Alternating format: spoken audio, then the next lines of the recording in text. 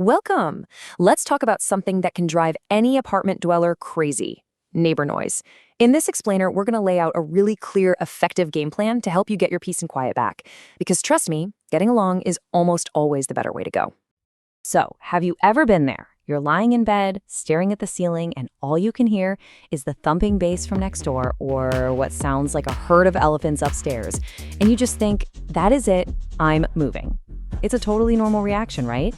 Your home is supposed to be your sanctuary, and when that peace is shattered, moving can feel like the only way out. But hang on a second. Before you start looking at moving companies, let's get real about what that actually involves. Moving is a huge expense. We're talking movers, brand new security deposits, application fees. It can easily run into thousands of dollars. And that's not even counting the pure stress of it all. When you really look at those costs, finding a solution right where you are starts to look a whole lot better. So here's our plan for today. We're going to break down the difference between just normal apartment noise and a real nuisance. Then we'll walk through a step-by-step action plan, show you why proof is your absolute best friend, and wrap it up with a playbook for being a great neighbor yourself. Okay, let's dive right in. This is probably the most important first step: figuring out if what you're hearing is just the sound of everyday life, or if it crosses the line into a real nuisance that you can actually do something about. Getting this part right is the foundation for everything else. You know, the truth about apartment living, especially in most buildings, is that you're just gonna hear your neighbors. It's unavoidable. Sounds like footsteps, pipes clanking, a muffled conversation through the wall. That's what we call normal living activity. You're just not gonna get total silence.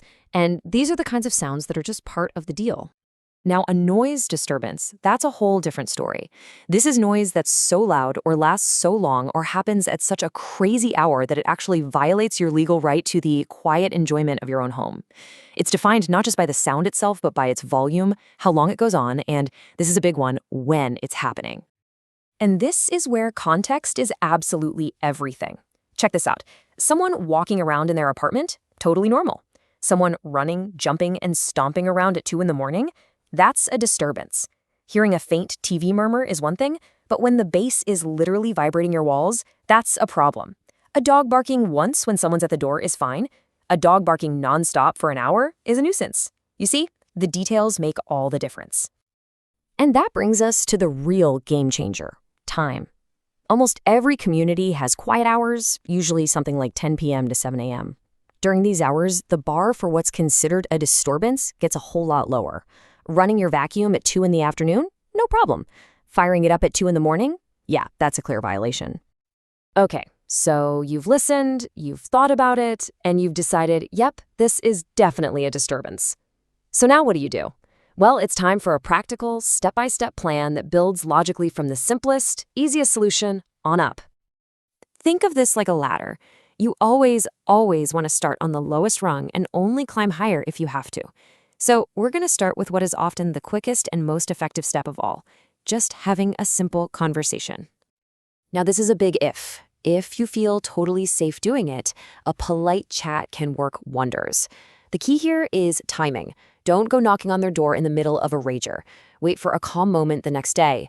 And your tone is everything. Instead of pointing fingers and saying, "You're too loud," try something like, "Hey, the walls in here are super thin, and sometimes the bass travels right into my bedroom."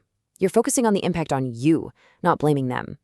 But I have to say it again. If you have any doubt about your safety, just skip this step. Period. So when talking isn't the right move, your community's security service is your next call. They're a neutral third party. But for them to do their job, you have to give them what we call actionable intelligence. Just calling and saying, "My neighbor's loud," doesn't give them anything to go on. They need specifics. Which apartment number? What kind of noise is it? Music? Shouting? If there's a car involved, a description and the license plate is gold. And this brings us to a super important point. Security is for nuisance stuff: loud parties, a dog that won't stop barking. 911 is for emergencies only. We're talking situations where there's an immediate threat to someone's safety, like a physical fight. Knowing who to call not only gets the right help, but it keeps those emergency lines free for when someone's life is actually on the line.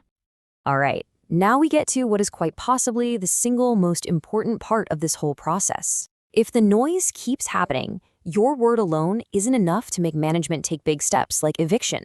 You need something more. You need proof. You need documentation. Just let that sink in for a second. This is the golden rule. A phone call or a verbal complaint is easy to forget or dismiss, but a detailed written log showing a pattern of disturbances, that's hard evidence. It's something management can't ignore.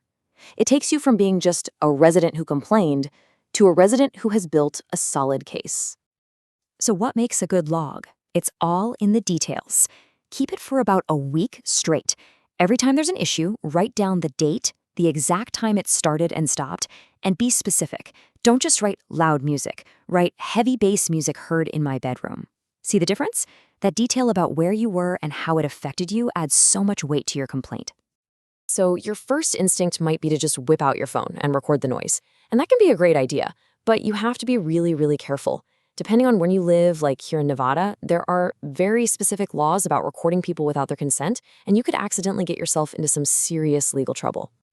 Okay, so here's the key distinction. It all comes down to what's called an expectation of privacy.